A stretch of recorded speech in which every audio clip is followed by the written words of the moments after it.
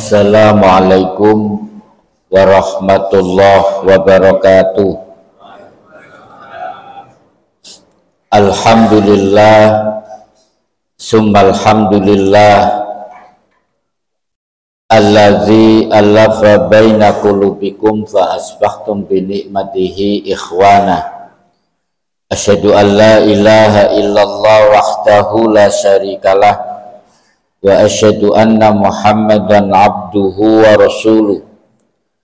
Allahumma salli ala Muhammad wa ala alihi wa sahbihi wa sallim ajma'in, amma ba'd. Para jamaah rahimakumullah,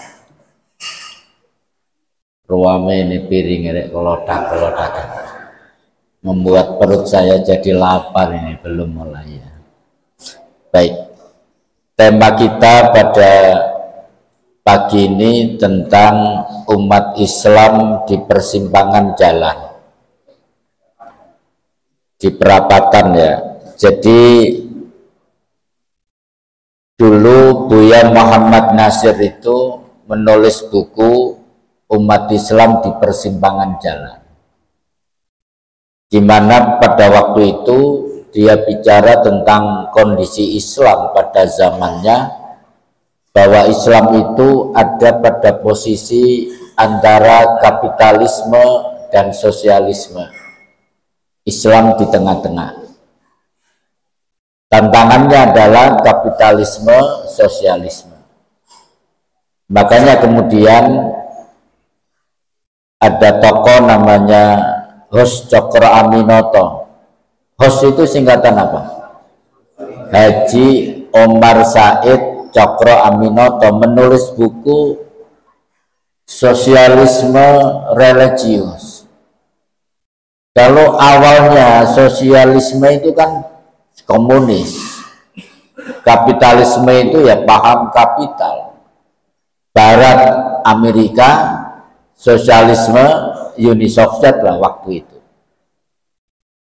Kemudian maksudnya Cokro Aminoto itu bagus, bagaimana sosialisme itu tidak terlalu kiri, maka kemudian ditumpangi dengan religiusitas keagamaan lah, sosial keagamaan. Tapi ditangkap oleh Semaun misalnya, diambil sosialismenya, jadilah dia PKI. Kemudian murid utama Cokro Aminoto itu Bung Karno. Sampai kalau ke Penele masih ada rumahnya Cokro Aminoto, sekarang jadi museum lah. Saya tahu kamarnya Bung Karno di sini, kamarnya Cokro Aminoto di situ. Sampai sekarang masih ada. Yang menjadi markas ex Partai Serikat Islam. Karena setelah muncul SDI, Serikat Dagang Islam, yang dimotori oleh Haji Samanhudi, kemudian mengerucut jadi Partai Serikat Islam. Lah Bung Karno juga sebetulnya meneladani Semaun, sehingga Bung Karno juga ke kiri-kirian sebetulnya kalau kita baca bukunya Taufik Ismail misalnya. Sehingga ketika PKI sudah melakukan pemberontakan di zaman Orde Lama, Bung Karno tidak mau membubarkan PKI karena PKI dianggap potensi anak bangsa. Nah, zaman Pak Harto, umat Islam tetap ada di kutub yang selalu tidak menguntungkan. Ada definisi tentang ekstrim kanan, ekstrim kiri. Memang PKI dibubarkan, tapi terminologi bahwa Islam itu ekstrim kanan yang harus diwaspadai dan berbahaya bagi republik ini tetap ada. Understand? Nah, ngono ceritane. Lah yang kita diskusikan pada pagi ini saya bicara ini bukan persoalan karena suhu politik yang memanas hari-hari ini ya gitu ya. Artinya dalam konteks dari ini itu ya di persimpangan jalan, tapi tantangannya berbeda. Tantangan kita hari ini lebih serius, lebih masif, dan lebih berbahaya hari ini ya. Makanya nanti saya mungkin nggak terlalu banyak makan karena mikir negeri ini seperti ini ya. Gaya nih gitu ya. Jadi yang makan lah gitu ya. Makan terus ini Ustadz. Tadi malam ceramah makan nasi bebek, Masya Allah. Ini kolesterolnya gimana ini nanti gitu ya. Baik, yang kita bicarakan ada 3.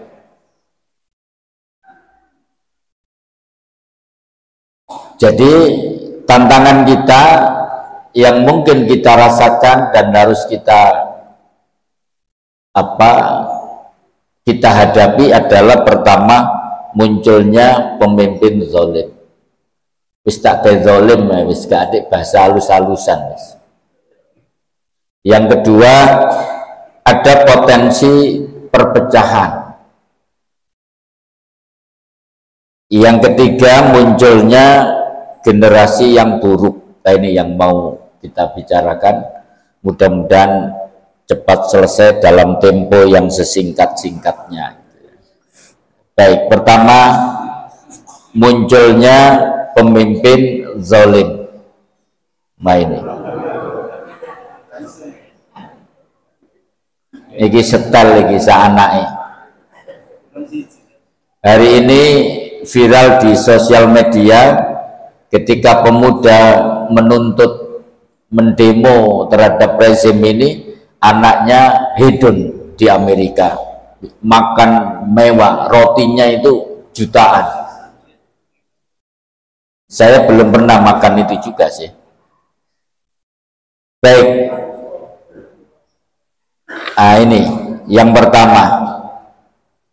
Jadi kalau dibicarakan itu para jamaah sekalian, munculnya pemimpin zalim itu sebetulnya akibat. Ini yang harus kita sadari. Akibat pertama, masyarakatnya durhaka kepada Allah. Masyarakatnya zalim dulu, baru Allah menurunkan pemimpin yang zalim.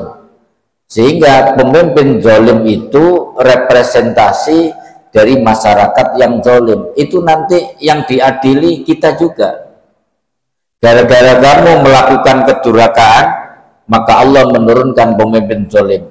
Gara-gara kamu zalim juga, maka Allah mengirimkan pemimpin zalim. Nah, ayatnya ini misalnya disebabkan durhaka kepada Allah. Allah berfirman dalam surat Al-An'am ayat 123, wa kadzalika ja'alna fi kulli qaryatin, dan demikianlah kami adakan atau kami jadikan pada tiap-tiap negeri. Ini ada makna tersembunyi yang penduduknya durhaka kepada Allah kalau dilihat dari konteks ayat sebelumnya. Jadi kalau ada sebuah masyarakat, rakyat yang banyak durhaka kepada Allah, durhaka itu apa? Misalnya dasar anak durhaka itu apa maknanya? Anak yang tidak taat pada orang tuanya. Nah kalau durhaka kepada Allah berarti ada hamba yang tidak taat kepada Tuhannya. Maka muncul akabira mujrimiha, pemimpin yang jahat. Akabir itu maknanya pembesar-pembesar, tapi dalam konteks politik ya pemimpin. Itu ya. Yang jahat. Liyamkuru fiha. Lalu pemimpin itu melakukan tipu daya kepada rakyatnya. Kira-kira ini cocok nggak sampai kondisi sekarang ini? Agak cocok ya kelihatannya. Ya. Ini kalau nanti saya ditangkap polisi ya nggak tahu ini kalau bicara begini terus ya. Nah, itu. Lalu pemimpin itu melakukan tipu daya kepada rakyatnya. Janji-janji politiknya tidak pernah dipenuhi misalnya. A besok ngomong A, sore ngomong B, esok dele, sore tempe misalnya. Itu publik sudah hafal tentang perilaku pemimpin yang seperti itu. Kemudian Allah mengatakan wa ma yamkuruna illa bi anfusihim, dan mereka tidak memperdayakan melainkan dirinya sendiri. Dia maunya menipu rakyat, tapi dia tidak sadar bahwa dia menipu dirinya sendiri. Wa ma yash'urun, mereka tidak sadar bahwa pemimpin itu menipu dirinya sendiri, dan dampaknya juga akan menimpa dirinya sendiri. Ya, lihat saja episode-episode mulai hari ini, besok, lusa, dan seterusnya. Apa yang terjadi di Republik ini itu berkaitan karena mereka melakukan tipu daya terhadap dirinya sendiri. Ini orang-orang di atas sudah nggak bisa tidur ini. Jadi gelisah ini. Ya, kita masih bisa tidur, alhamdulillah. Baik, yang kedua, ini lebih konkret lagi. Hadis riwayat Imam Ibnu Majah. Pemimpin zalim itu disebabkan karena masyarakatnya punya perilaku yang curang, suka menipu, suka berdusta, termasuk suka memalsukan. Lam yang kusul mikyala wal mizan, ini pangkalnya. Tidaklah mereka mengurangi takaran dan timbangan. Ya, takaran dan timbangan itu ya banyak aspeknya, mengurangi kualitas, mengurangi spek. Misalnya kalau aspal itu di Indonesia katanya kualitasnya nomor 9. Makanya habis di aspal kena udan wis kerowok kabeh. Tapi ngomongnya kualitas nomor 1. Sampai kalau naik mobil dari Makkah ke Madinah, itu aspalnya itu kualitas nomor 1, gak ngeronjal belas. Lagi ini berlubang-lubang. Jadi kalau ada orang yang suka menipu, sampai beli kelengkeng di jalan, pulang diayoni beli 1 kilo bisa jadi 9 on. Lah kalau masyarakatnya tradisinya seperti itu, maka Allah akan menurunkan 3 azab. 1, illa ukhidhu bisinina, kecuali akan ditimpa paceklik. Data kita dari Sabang Merauke itu, kita itu negara pertanian. Bahkan pernah punya prestasi swasembada pangan zamannya Pak Harto. Maka di truk-truk itu ada tulisan enak zamanku toh. Nah kan begitu ya. Nah, sekarang bagaimana negara agraris kok impor beras? Buah itu impor kita. 50% buah yang kita makan itu impor. Apel, buah pir. Nek jeruk enggak? Gak laku jeruk, sampai nggak dipanen sekarang. Saya kemarin ceramah di candi ya, Tanggul Angin ya, ada yang punya bumbu Mahmuda itu. Saya disuruh mampir, ada jeruk di ruang tamunya. Loh, Bu punya kebun jeruk? Iya Ustaz, ini kiriman, sudah nggak laku dijual. Tomat juga sampai nggak dipanen. Jadi artinya rezim ini tidak pernah melindungi rakyatnya. Bagaimana ketika jeruk ini membludak, dibiarkan pasar bebas, impor jeruk tetap berlangsung, jeruk kita tidak laku. Itu tidak ada perlindungan terhadap rakyatnya. Tomat juga begitu. Tapi kalau sudah mahal juga dibiarkan. Sampai bawang merah pernah 90 per kilo. Iya Bu. Nah sekarang 16.000 per kilo. Loh kok tahu? Apa Pak Kodiron dodolan bawang? Enggak, adik saya itu tukang sayur. Sering jam 3 malam itu nelpon saya. Mas gak ada duit nganggur. Ya gak ada duit, gak ada sing nganggur. Enggak. Dia itu untuk nambahi kulaan itu kurang duitnya. Jadi kulaan itu sampai 3 juta pagi itu. Jadi laris manis di kampung saya itu adik saya ini ya. Ya enggak, tapi aja suwe-suwe ngono aku. Cek enang nyaur.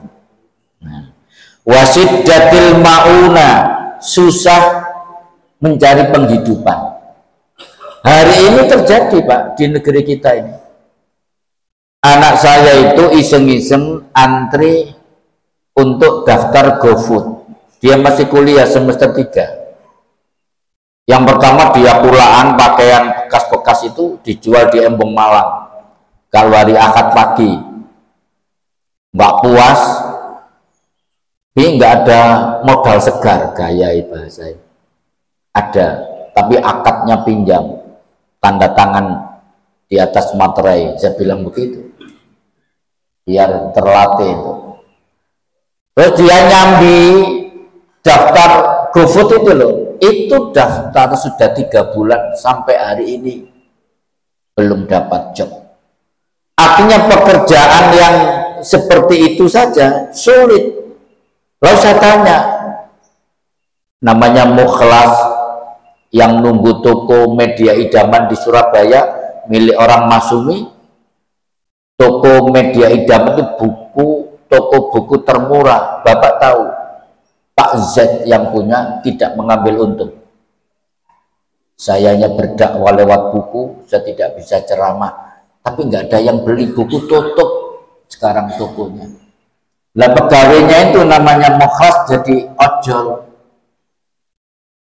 Mampir ke rumah saya tanya, sedina lebih Mas, saya tadi keluar habis subuh sampai sekarang jam 9 itu baru dapat 125.000 mulai subuh sampai jam 9 malam.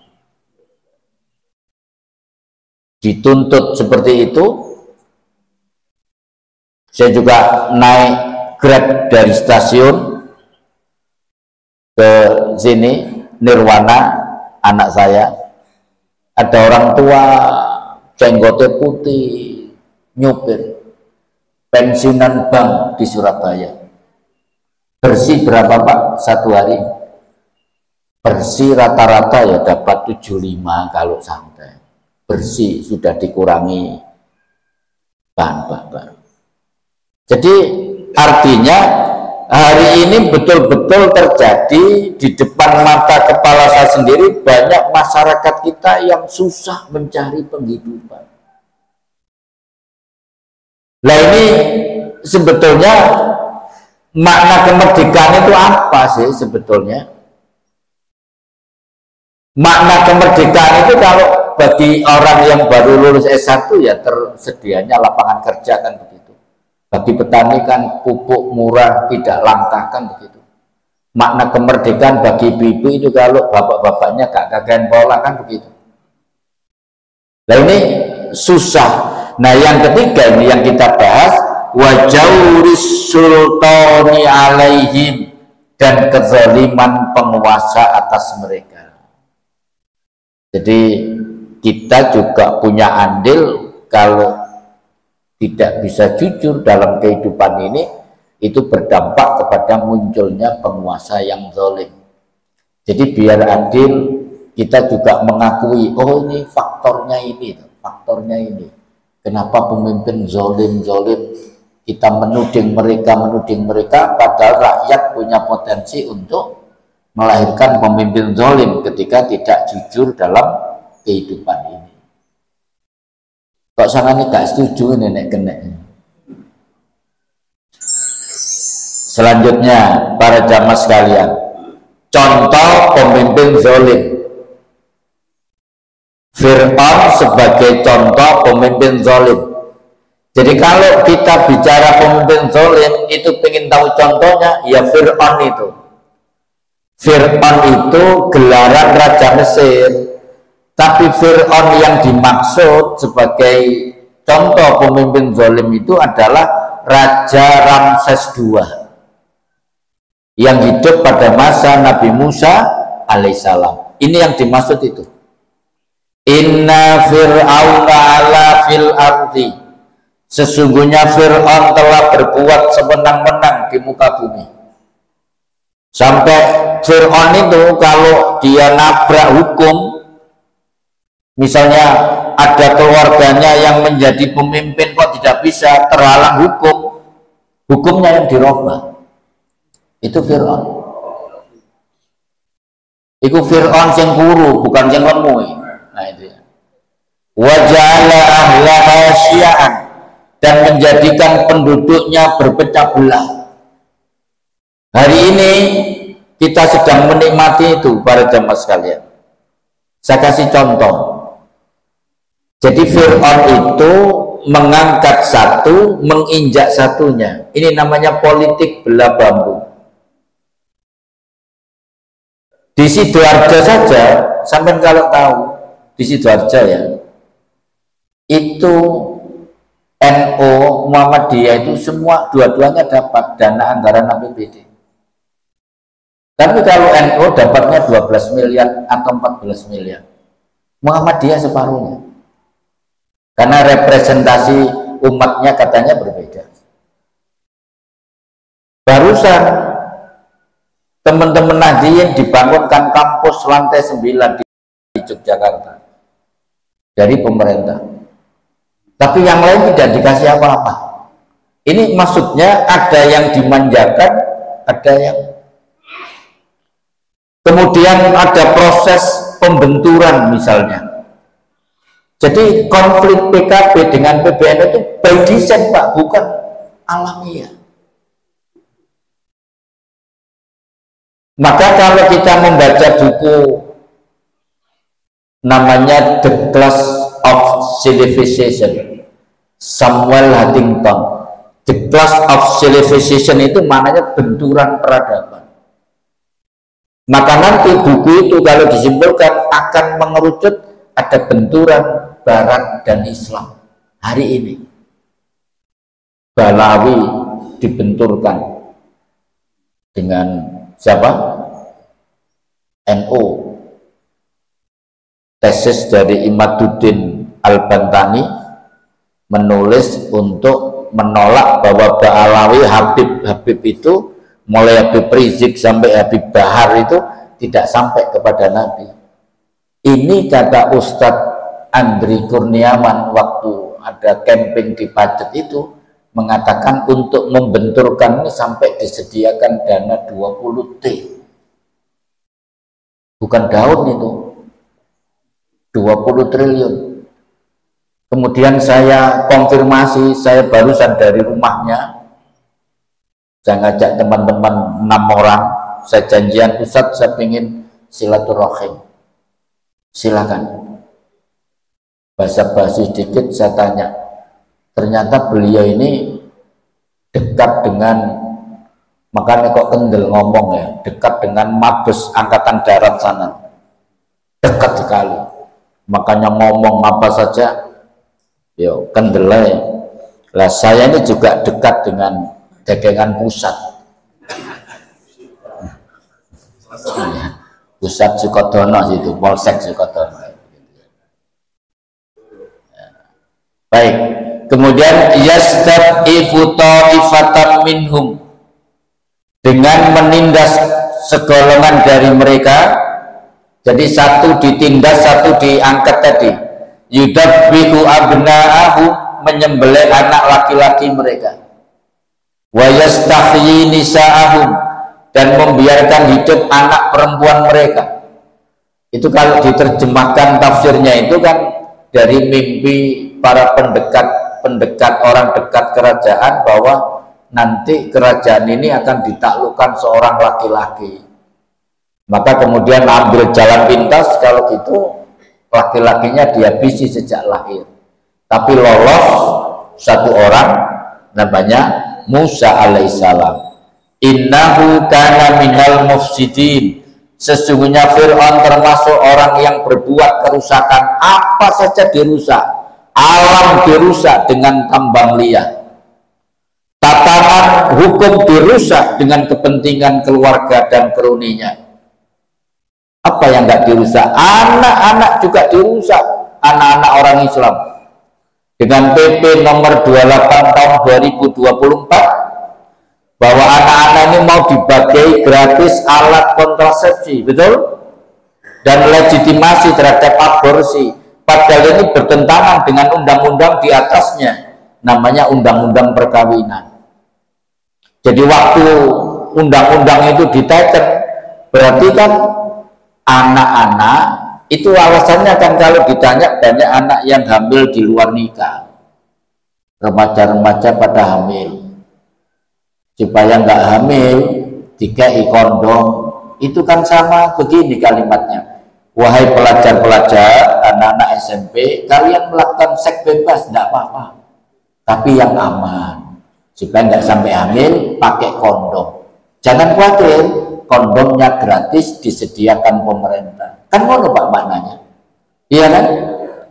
Lah ini kan merusak tatanan, mereduksi moralitas anak bangsa. Ya ini yang saya maksud, ternyata para kiai, para ustadz tidak merdeka tahun ini. Kenapa? Para ulama, para kiai, para ustadz ingin membangun moralitas anak bangsa, tapi dihancurkan oleh PP nomor 28. Berarti ulama tidak merdeka lagi menyampaikan ceramah, dihancurkan lagi. Itu saya nggak tahu ya, tingkat tidak normalnya sampai di mana.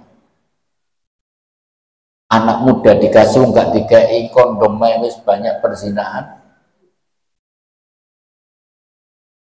Di Kenjeran itu kalau akad pagi, namanya di Panteria itu ratusan kondom keleleran Pak. Ini yang bercerita orang sana. Mari ngono dikai sisan. Kakak saya itu, kakak ipar ngajar di sekolah Islam di daerah Rumput sana. Suatu kali dia memergoki, lu arek iki kok nang kamar mandi, lu kok disusul laki-laki. Ngono iku dinteni ambek kakak saya sampai mari. Dinteni nek ngarepe lawang. Begitu keluar, itu spermanya itu menempel di roknya itu. Baru ditangkap, dibawa. Lu itu anak sekarang itu SMP melakukan itu di sekolah, di kamar mandi, sembunyi-sembunyi. Lah nanti kalau dibiarkan, dilehalkan terus gimana? Iso ono gang-gang itu pada bunuh kabeh nanti. Ya ini yang saya maksud, bahwa Fir'aun itu termasuk orang yang membuat kerusakan. Secara politik juga dirusak, secara ekonomi juga dirusak, secara moralitas juga dirusak, semua dirusak. Terus tak terus timbangannya aku tambah ngeluh. Nah ini. Dan 5 ciri kepemimpinan Fir'aunisme. Saya baca cepat. 1. Berbuat sewenang-wenang, sehingga hukum ditafsirkan menurut kehendaknya sendiri. Bahkan dia tidak konsekuen dengan ketentuan yang dibuatnya sendiri. Memecah belah masyarakat sehingga tidak ada persatuan, yang justru benturan satu dengan yang lain. Ini benturan. Secara politik PKS dipecah jadi 2, ada Gelora, ada PKS. PAN dipecah lagi, ada Umat. Ini PKB mau dihajar ini, karena kelihatannya PBNU yang dibela oleh rezim ini. Ini was-was ini Caimin ini juga. Apalagi yang dipecah, Golkar diamputasi, digergaji kakinya. Iku Fir'aun kabeh jane ngono. Menindas orang yang tidak disukainya karena menghambat kezaliman yang dilakukannya. Apalagi semakin dia zalim, semakin nampak kebodohannya, semakin otaknya nggak dipakai. Membunuh warganya meskipun tidak bersalah, dan dia mencari pembenaran atas perbuatan sadis itu. Saya pernah bercerita di Pondok Mutiara, saya ceritakan Pak, kejamnya rezim itu ya. Sampai kalau baca buku putih Tanjung Priok, bisa ceritakan. Kasus Tanjung Priok itu kasus pengajian seperti ini Pak. Yang ceramah itu dianggap radikal. tokonya Amir Biki namanya. Maka tentara itu masuk ke masjid, sepatunya tidak dilepas. Itu sebab utamanya.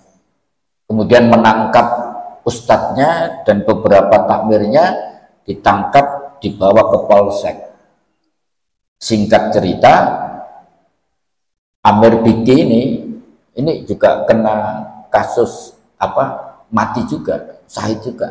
Amir Biki mengkonsolidasi ribuan orang untuk rame-rame ke polsek, kalau tidak dikeluarkan dalam tempo 24 jam kita serang. Itu Pak, perangkat 1000 lebih perangkat. Ternyata belum sampai di polsek itu, LB Murdani memerintahkan untuk menyapu bersih, ditembak mati dengan senjata berat.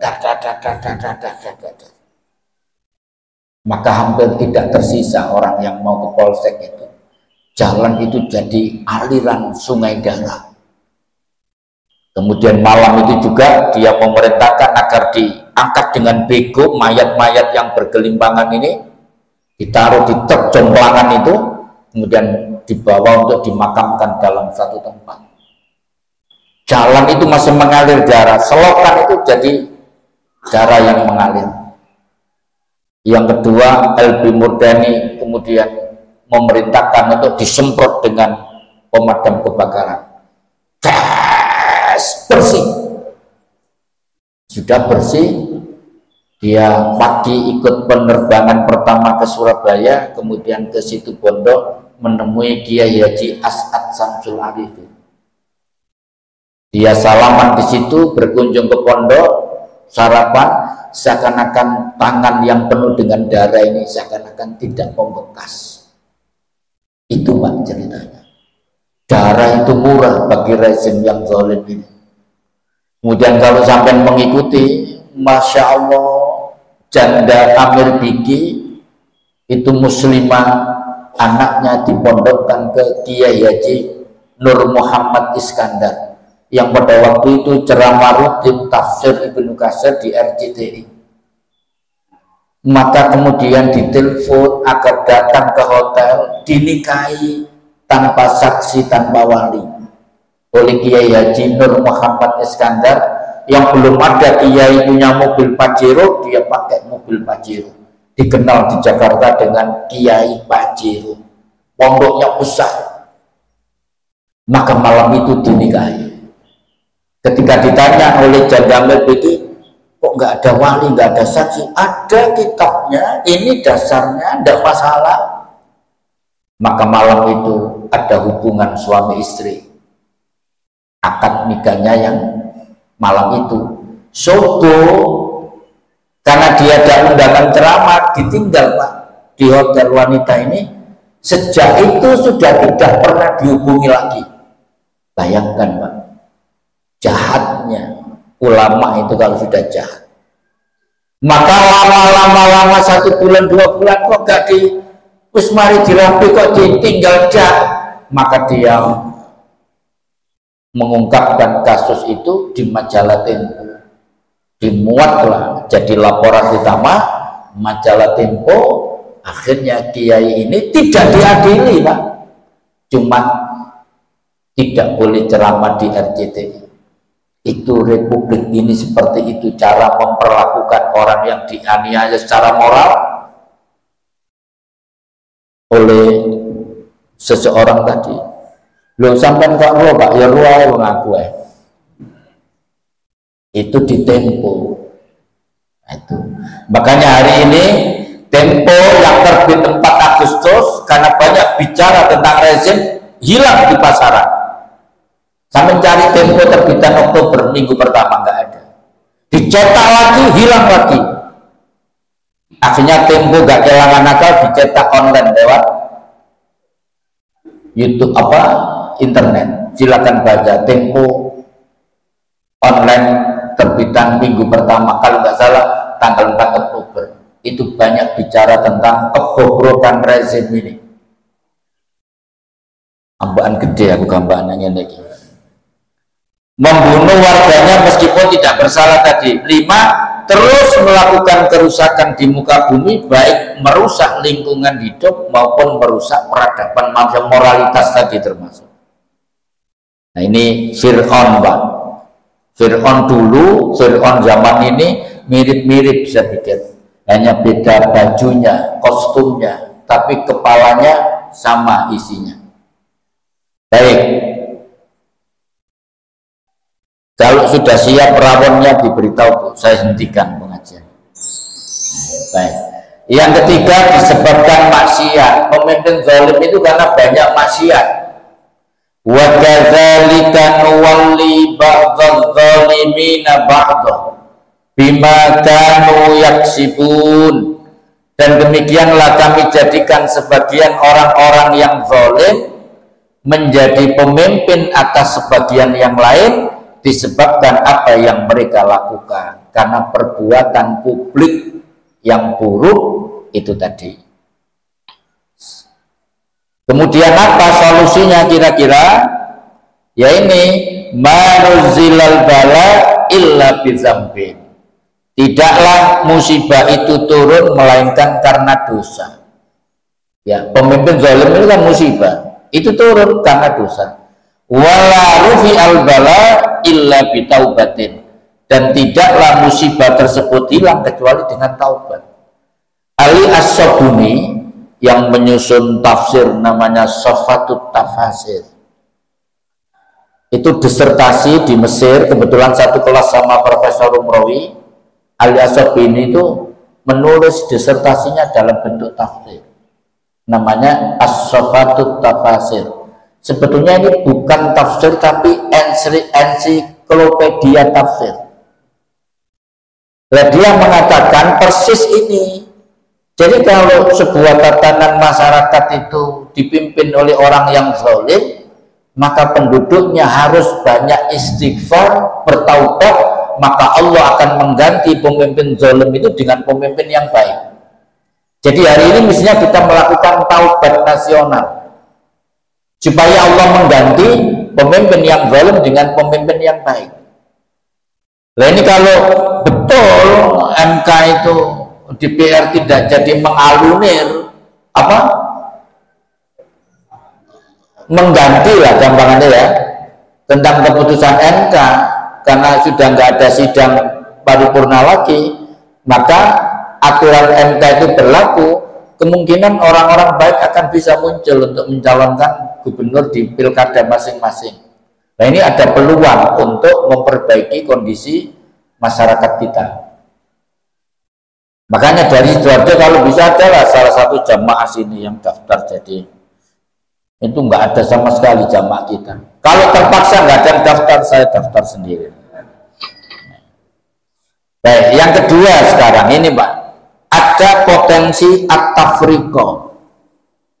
Kalau dulu ya memang yang dihadapkan ya NU Muhammadiyah, sekarang sudah meluas.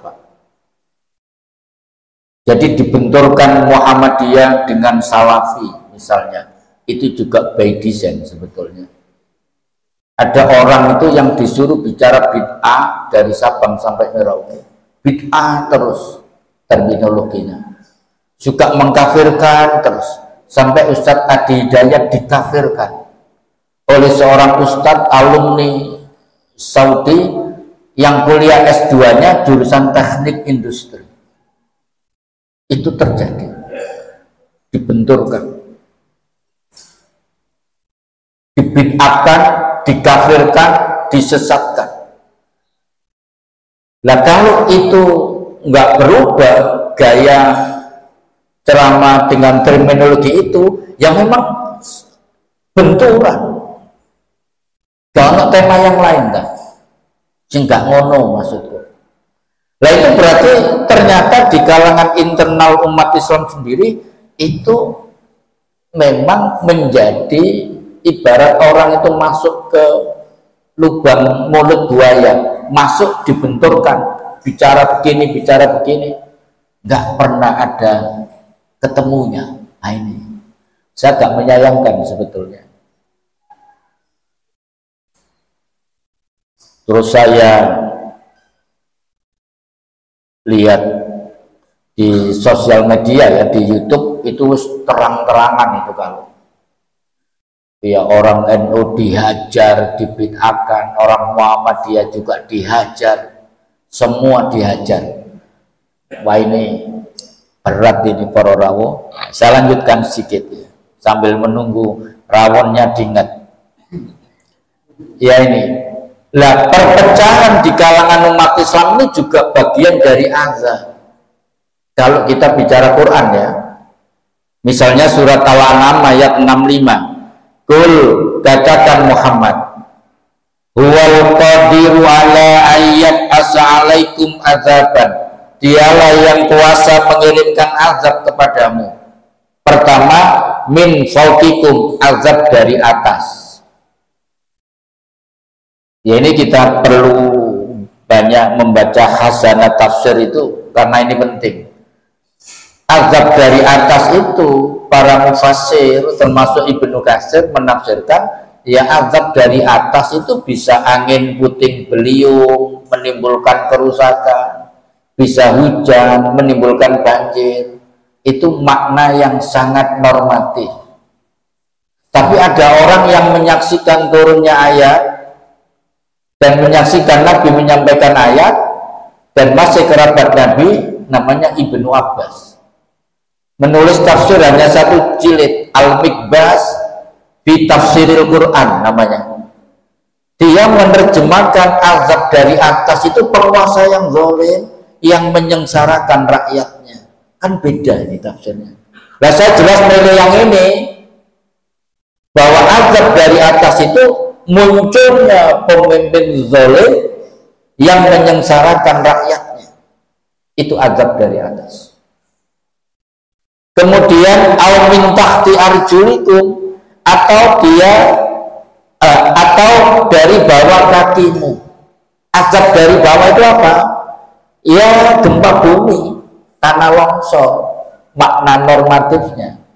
Tapi Ibnu Abbas mengatakan azab dari bawah itu munculnya gerakan grassroots masyarakat bawah yang tidak tahan ditekan oleh penguasa yang zalim tadi, yang menyengsarakan, maka ini muncul yang mulai demo itu bisa ke sana, protes terhadap penguasa, sampai ini bisa terjadi nanti awiyal bisa kumsiaan, atau dia memecah belah kamu menjadi golongan-golongan yang saling bertentangan. Ini azab. Jadi jangan keliru mengatakan ikhtilafi perbedaan di kalangan umat itu rahmat. Enggak semuanya rahmat juga. Nah, wa yudhiqu ba'dakum ba'sa ba'din, dan merasakan kepada sebagian kamu keganasan atas sebagian yang lain. Itu ganas Pak kalau itu. Habib Rizik itu ketika ditembak yang ke-14 kalinya masih lolos, tapi 6 laskarnya dibantai dengan sadis. Ganas. Itu terjadi. Nyawa begitu murah. Malah ada hadis yang mengatakan apa? Badiru bil a'mali sittah.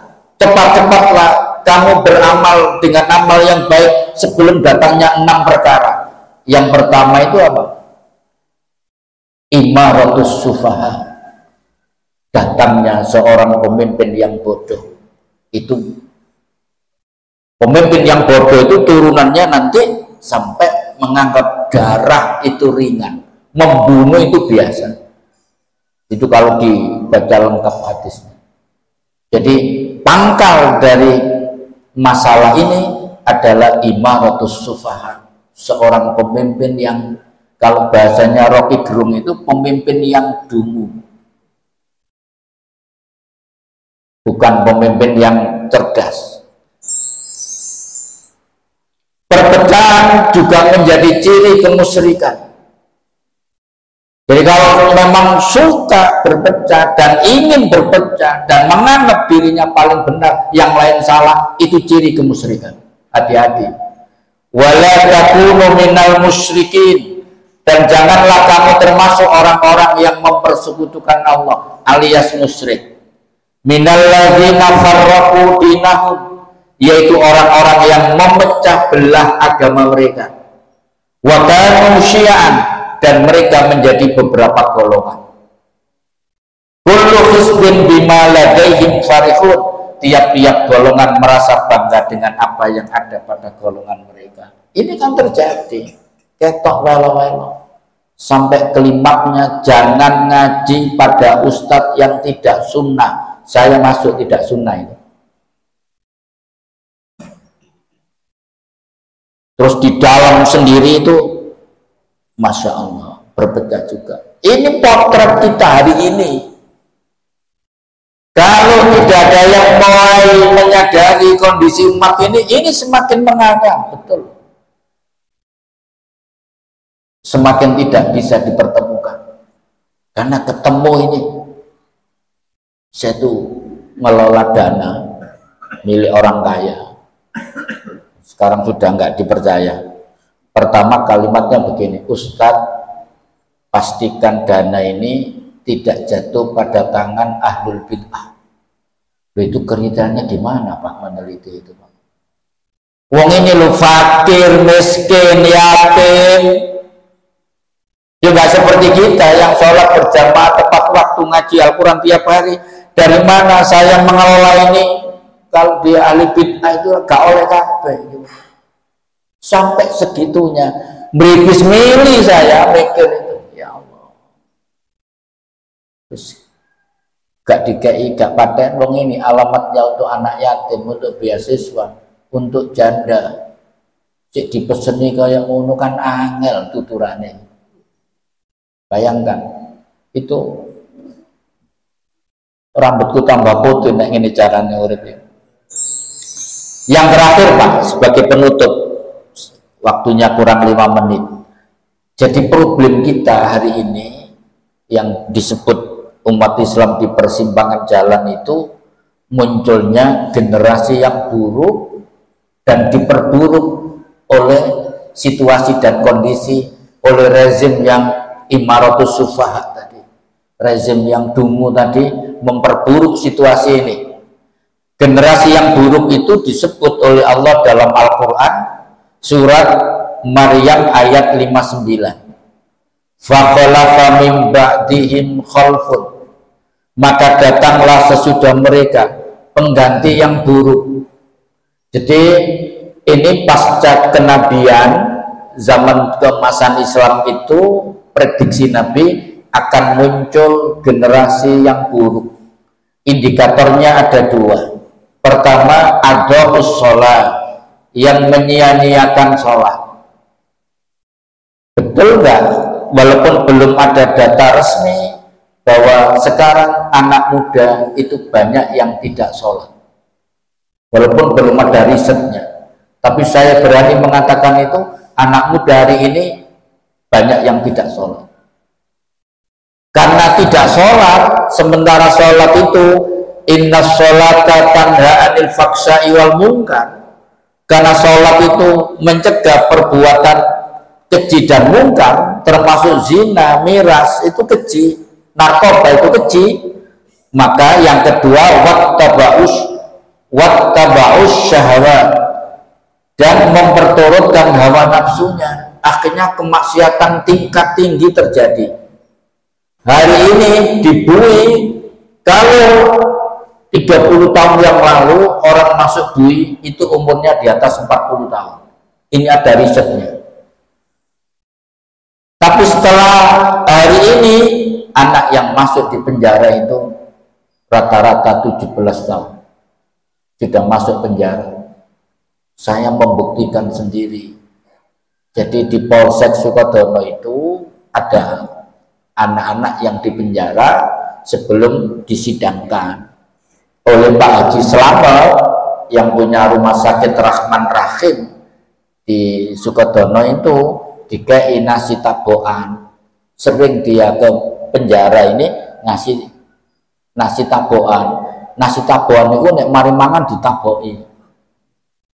Julukan nasi di sana itu nasi yang satu bungkus 5.000 iwak tempe ambek lento nasi tabokan.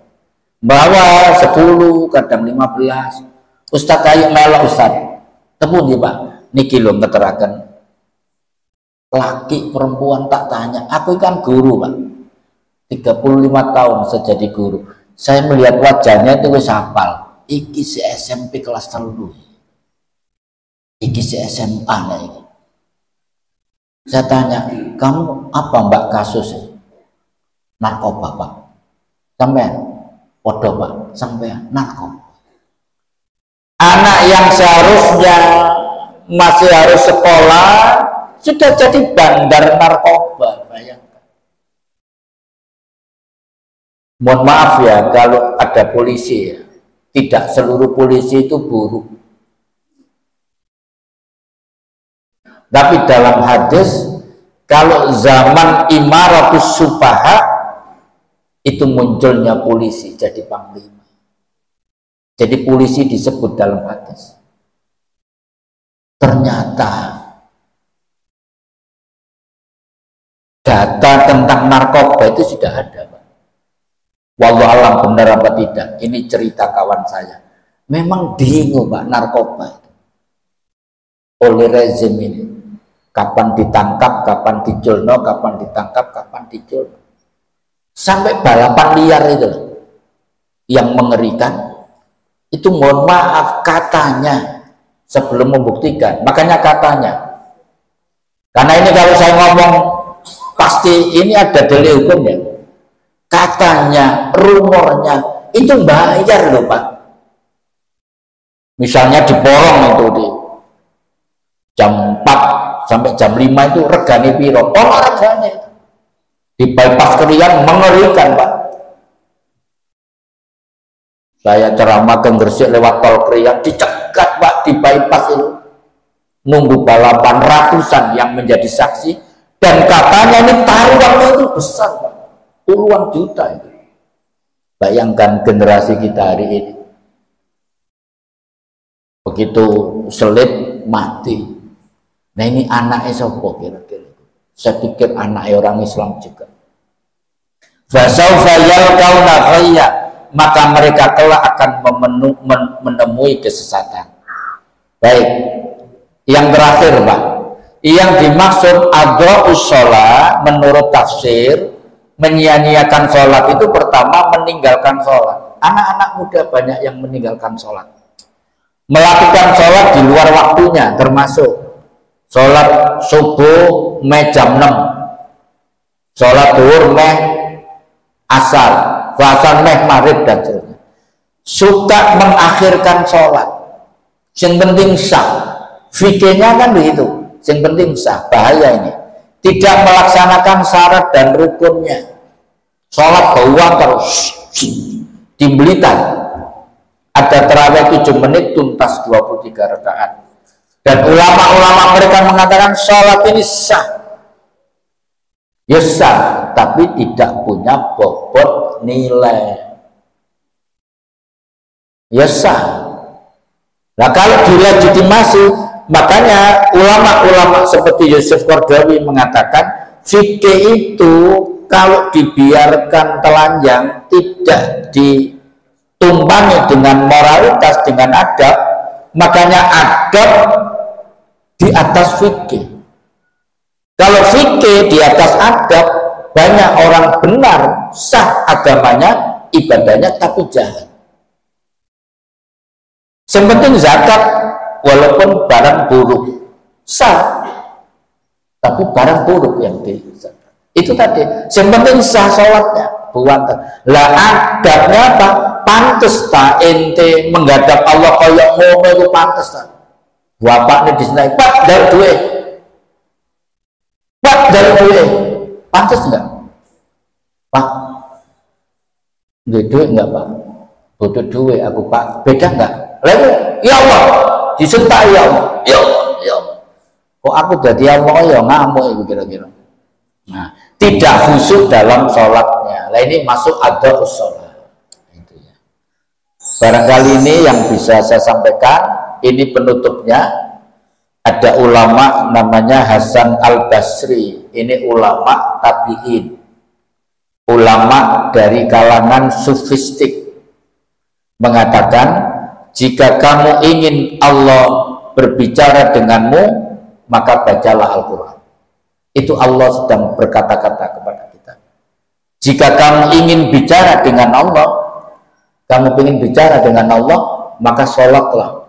Karena ketika sholat, kita itu dijawab, Alhamdulillahi Rabbil Alamin. Imam baca begitu sampai memaknai, segala puji bagi Allah, Tuhan semesta alam. Allah jawab, hambaku memujiku. Allah jawab. Makanya jika kamu ingin bicara dengan Allah, maka sholatlah. Karena sholat itu kita sedang beraudensi dengan Allah. Ini yang bisa saya sampaikan. Kalau ada pertanyaan, monggo. Masih ada waktu beberapa menit. Nggak ada, Pak? Ibu? Baik, alhamdulillah. Kalau tidak ada pertanyaan berarti cepat selesai. Para jamaah yang saya sampaikan ini, kalau benar dari Allah, kalau salah itu saya sendiri. Maka perlu dikoreksi. Kalau ada yang keliru, bisa diingatkan saya. Mari kita tutup dengan doa kafaratul majlis. Subhanakallahumma wa bihamdik, asyhadu an la ilaha illa anta, astaghfiruka wa atubu ilaik. Billahi taufiq wal hidayah. Wassalamualaikum warahmatullahi wabarakatuh.